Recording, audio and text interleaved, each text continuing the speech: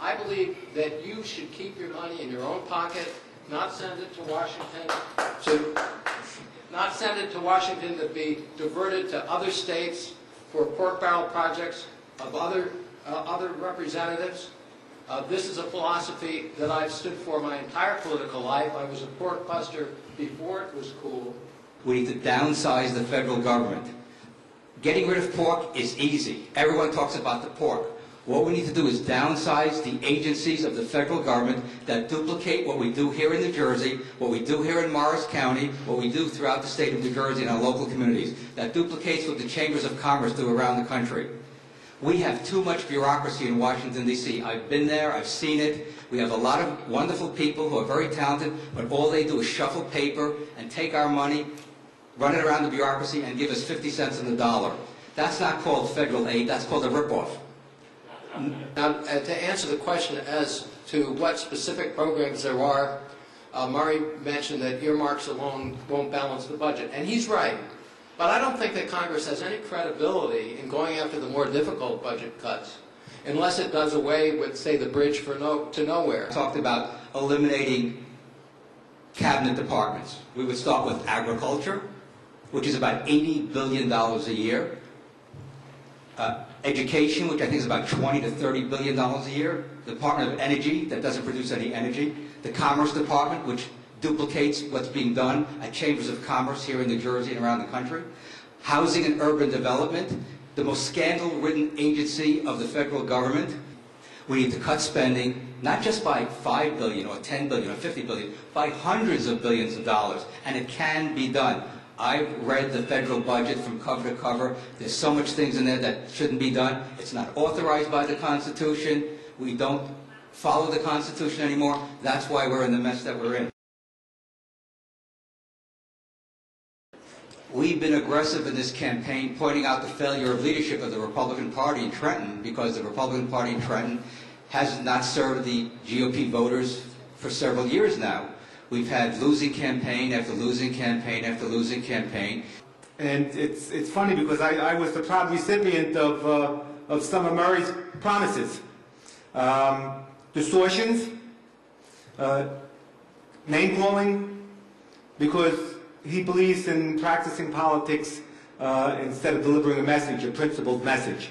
I've been focusing on the issues. Joe Pennacchio wrote a tract 17 years ago, and he claims in this campaign he's a Ronald Reagan Democrat and then a Ronald Reagan Republican. But yet in this tract, he calls Reaganomics voodoo economics.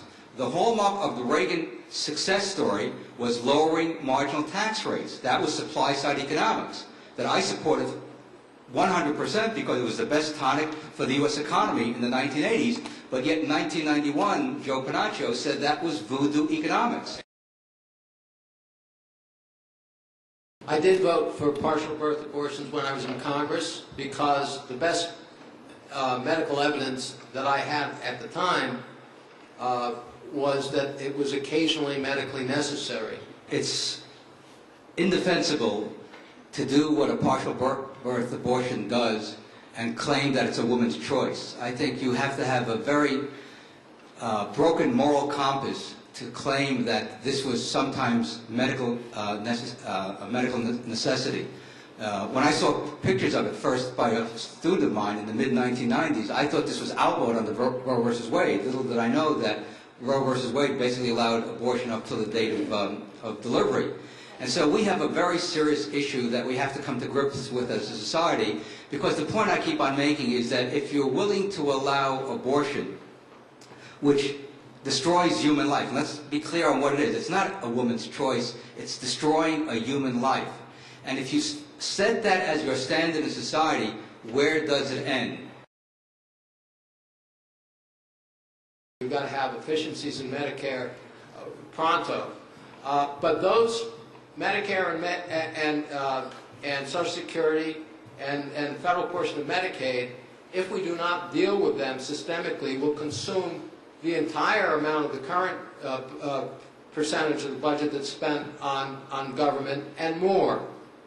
Now, the reason I said we've got to focus on earmarks as well as other areas of spending is to get the credibility and the confidence of the public when we deal with these much more difficult issues. What I've proposed in the mid-90s, which of course hasn't been followed, is giving young people the opportunity to opt out, to save for their own retirement in super 401k plans that would allow them to put money in health savings accounts, so when they retire, they will literally have hundreds of thousands of dollars they could pay for their own health care. In the meantime, by cutting the budget on the agencies I outlined, would free up resources to shore up the Medicare and Social Security program for seniors over the next 40, 50 years.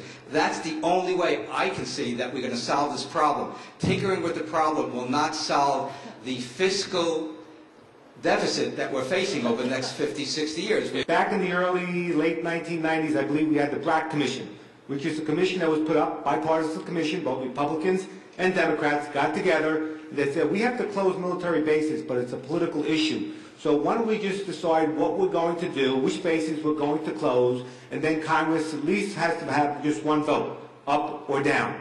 I think we have to put everything on the table, and that includes everything. After all, marijuana is a plant. And it's something that should be prescribed by a physician who's responsible for treating people, not the federal government.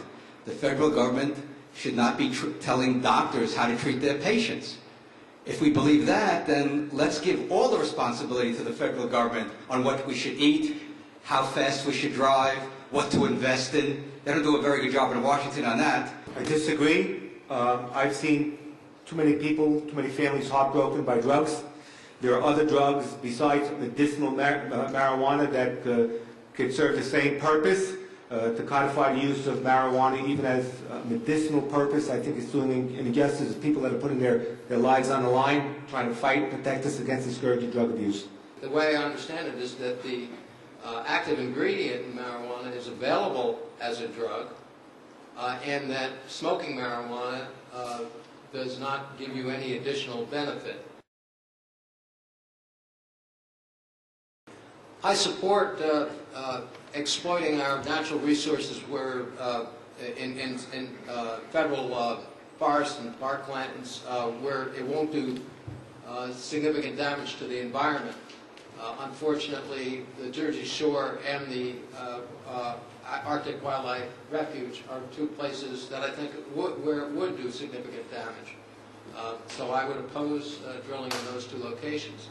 But as a general principle, oil companies should be going to areas where there is recoverable oil at a reasonable cost. And with the price being $120 a barrel today, it seems that we should be thinking about places that we should drill.